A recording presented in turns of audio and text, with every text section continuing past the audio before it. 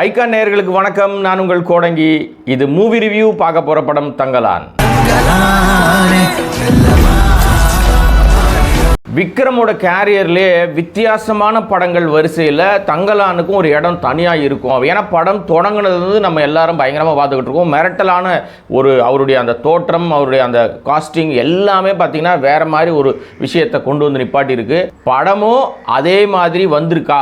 ஏன்னா எல்லாரும் சொன்ன விஷயம், விக்ரமுக்கு எந்த கேரக்டர் கொடுத்தாலும் சூட் ஆகும், இதில் மிரட்டி இருக்காரு, டெஃபினட்டாக இந்த படம் ஆஸ்கார் லெவலுக்கு போகும்னு ஆரம்பத்தில் சொன்னாங்க. படம் வர்றதுக்கு முன்னாடி ஆஸ்காருக்கு இந்த படம் போகிற அளவுக்கு படத்தில் சரக்கு இருக்கா? வாங்க சரக்கு இருக்கான்னு பார்க்கலாம். இந்த வேலையை செய்யறதுக்கு நம்மளை விட வேற ஆளே கிடையாதான். படத்தோட ஒன்லைன் என்ன அப்படின்னா, நம்ம கேஜிஎஃப்னு சொல்கிற எல்லாருக்கும் தெரிஞ்ச விஷயம், கோலார் தங்கவயல் தங்கத்தை எப்படி வெட்டி எடுத்தாங்க, தங்கத்தங்கிறது எப்படி எடுத்தாங்கன்னு நமக்கு எல்லாருக்கும் அந்த கதை தெரியும், அந்த வரலாறு தெரியும். ஏற்கனவே கேஜிஎஃப்னு ஒரு படமும் வந்துருச்சு. ஆனால் இந்த கதைக்கும் இந்த படத்துக்கும் அந்த கேஜிஎஃப்க்கும் சம்பந்தமே கிடையாது. உண்மையிலே சம்பந்தம் இல்லைங்க. அது வேற மாதிரி ஃபேண்டசி ஃபிலிம், இது வேற மாதிரியான வாழ்வியல் ஃபிலிம்னு சொல்லிக்கலாம். ஆனால் படத்தில் வடார்காடு மாவட்டத்திலேருந்து ஒரு குரூப் தங்கம் எடுக்கிறதுக்காக கேஜிஎஃப் போகிறாங்க. அங்கே தங்கம் கிடைக்குதா? அந்த கிடைச்ச தங்கத்தை யார் எடுத்துக்கிறாங்க? அதில் இங்கிருந்து போனவங்களுக்கு என்ன பங்கு இருக்குது? விக்ரம் என்ன ரோல் பண்ணியிருக்காரு?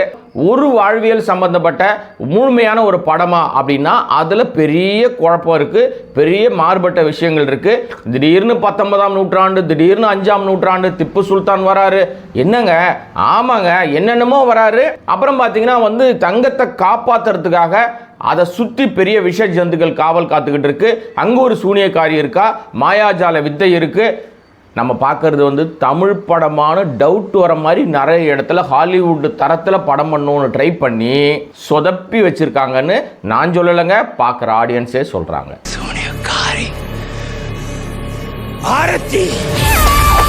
படத்தில் தி பெஸ்ட் அப்படின்னு சொன்னா அது பார்வதியோட நடிப்பு அப்படின்னு எல்லாரும் சொல்கிறாங்கல்ல. பெஸ்ட்டு நடிப்பு அப்படின்னு அவங்களுக்கு கொடுக்கறதுக்கு பதிலாக அதில் பசுபதினு ஒரு கேரக்டர் இருக்காருங்க. அந்த கேரக்டர் ஹியூமருக்காக வச்சுருக்காங்க. நிஜமாவே நிறைய விஷயத்த இப்போ உள்ள ஆட்களுக்கு எரிச்சல் ஏற்படுத்துகிற மாதிரி நிறைய விஷயம் அதில் அவர் பண்ணுறாரு. ஆனால் அது எல்லாமே ஹியூமராக இருக்குது. மாளவிகாவுக்கு என்ன கேரக்டர் கொடுத்துருக்காங்க? கத்த விட்டுக்கிட்டே இருக்காங்க. அந்த அம்மாவுக்கு இயல்பில் இருக்கிற அந்த தோற்றத்தை மறைச்சி இவங்க மேக்கப் போடுறேன்னு வேற ஏதோ ஒரு புதுசாக வச்சு அவங்கள வேற மாதிரி ஆளாக காமிக்கிறாங்க. கேரக்டர் மைண்டில் நிற்கிறது என்னதுன்னா விக்ரமோட கேரக்டர் மட்டும்தான். தங்கலான்னு பேர் அவருக்கு, அதனால தான் படத்துக்கும் அந்த பேர் வச்சுட்டாங்க. கோல்டு சம்பந்தப்பட்ட விஷயம்னால தங்கலானாவே போய் தங்கத்தை எடுக்க போறார் இல்லையா. இவருக்கு ஒரு டபுள் ஆக்ஷன் இருக்கு, ட்ரிபிள் ஆக்ஷன் இருக்குன்னு கூட நீங்கள் வச்சுக்கலாம். இந்த எல்லா கெட்டப்லையுமே அவர் நல்லா இருக்காரா அப்படின்னா அந்த கெட்டப்லாம் போட்டிருக்காரு. பாவம் மனுஷன் அவ்வளவு உழைச்சிருக்காருங்க. இந்த உழைப்பு பூரா வீணா போகுது. விக்ரம் பாவங்க, அவர் என்ன நடக்கும்னு தெரியல. ஆனால் ஆடியன்ஸோட அந்த ரியாக்ஷனில் விக்ரமோட நடிப்புக்காக படம் பார்க்கலான்ற மாதிரி தான் டாக் இன்னைக்கு ஃபுல்லாக ஓடிக்கிட்டு இருக்கு.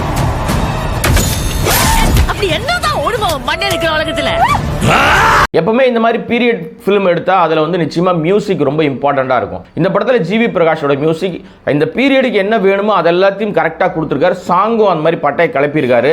ஆனா அவர் அந்த உழைச்ச உழைப்பு இருக்குல்ல, இந்த உழைப்புக்கு அவருக்கு அங்கீகாரம் கிடைக்கும்னா நிச்சயமா கிடைக்கும். ஆனால் திரைக்கதை ஒரு படத்துக்கு எவ்வளோ பலம் சேர்க்குதோ மாதிரி மியூசிக்கும் சேரணும் இல்லையா. மியூசிக் மட்டுமே படத்தை கூட்டு போய் நிறுத்திட முடியாது இல்லையா. அந்த இடத்துல பெரிய கோட்டை. ஜிவி பிரகாஷ் உழைப்புக்கு அங்கீகாரம் கிடைக்குதா? வெயிட் பண்ணி தான் பார்க்கணும். வாழ்க்கை எல்லாம் வெட்ட வெளிச்சு போயிடும். இங்க பொண்ணு எடுக்கிறது நம்ம உயிரை நாம எடுக்கிறதுக்கு சமம். இந்த படத்துக்கு பாரஞ்சித் மெனக்கெட்டு இருக்காரு இல்லையா. நிஜமாவே அந்த உழைப்பு அந்த மெனக்கெடுதலை அவர் யோசிச்ச விஷயத்துக்கு அவரை பாராட்டலாம். எல்லா இடத்துலையும் பூர்வக்கூடிய சொல்ற எல்லா கதையிலையும் அந்த எங்க ஜனத்துக்கு எங்க இடத்துக்கு எங்களுக்கு தான் பவர் இருக்குன்னு சொல்ற விஷயம் இருக்குல்ல.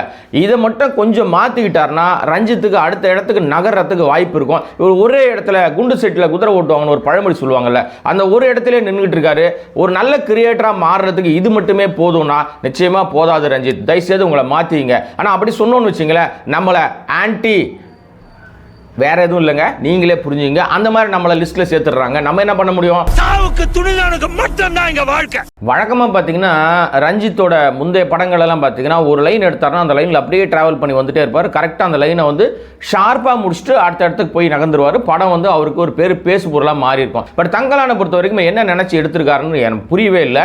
ஏன் புரியலன்றது படம் பார்த்தீங்கன்னா உங்களுக்கு புரியும். தியேட்டர்ஸ் ஆடியன்ஸோட ரெஸ்பான்ஸ்க்காக ஆடியன்ஸோட சேர்ந்து பார்க்கும்போது அவங்க பாதி பேருக்கு படம் பார்த்துட்டே இருக்கும்போது இவ என்ன பேசிக்கிட்டு இருக்காருன்னு பக்கத்தில் இருக்காருக்குள்ள சீன் போயிடுது. ஏன்னா லைவ் சவுண்டுக்கு ட்ரை பண்ணியிருக்கான்னு ஒரு விஷயம் பண்ணியிருக்காங்க. அந்த இடத்துல பார்த்தீங்கன்னா தொடங்கின ஒரு கதை எங்கேயோ போயிட்டு எங்கேயோ வர்றதுனால ஒரு 4-5 கதையை எடுத்து ஒரு கதைக்குள்ளே கிளப் பண்ணி ஃபுல்லாக கொடுக்கணும்னு ட்ரை பண்ணி பாவம் அதுவும் சரியாக வரல இதுவும் சரியாக வரல, சொல்ல வந்த விஷயத்தையும் முழுசாக முடிக்க முடியாமல் படம் முடிஞ்சிருச்சு.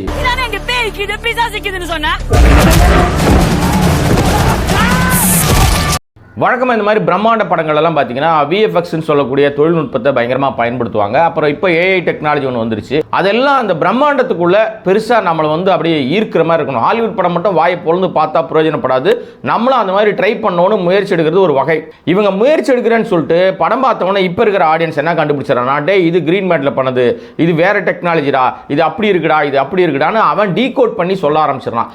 அந்த சொல்கிற மாதிரி இவங்க காட்சிகளை இருக்கிறதுனால இந்த படத்துலையும் அப்படித்தான் நிறைய விஷயம் இருக்கு. இவ்வளவு செலவு பண்ணி எடுத்தும் அது பெருசா ஒர்க் அவுட் ஆகவே இல்லைன்றதுதான் தங்கலானோட சோகம்.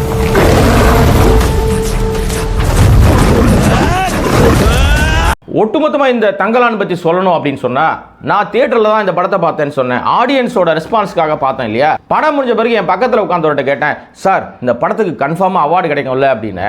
அவார்டெல்லாம் கிடைக்கும், ஆனா படம் புரியலையே சார்னு போயிட்டான். 5-6 இடியாப்பத்தை கொச்ச கொச்சன்னு போட்டு கையில கொடுக்குற மாதிரியே இருக்கு. புரியுற மாதிரி சொல்லுங்க.